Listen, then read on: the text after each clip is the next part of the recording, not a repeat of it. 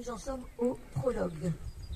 L'auteur nous explique qu'il a découvert dans un bois consacré aux nymphes un magnifique tableau évoquant une histoire d'amour qu'il va nous raconter.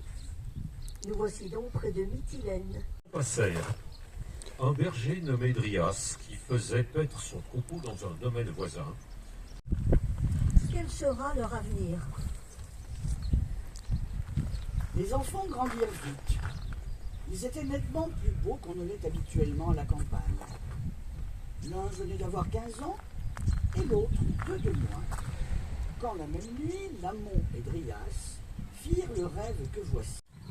Leurs 2 troupeaux, on eût pu le voir, étaient moins longs à se séparer l'un de l'autre que Chloé et Daphnis.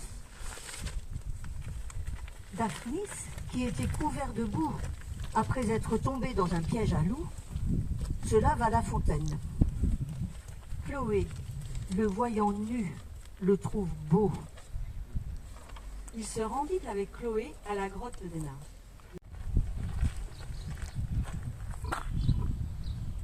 Ce jour-là, quand la nuit tomba, tous les paysans les escortèrent jusqu'à leur chambre, en jouant de la syrinx, de la flûte et en brandissant de grands flambeaux.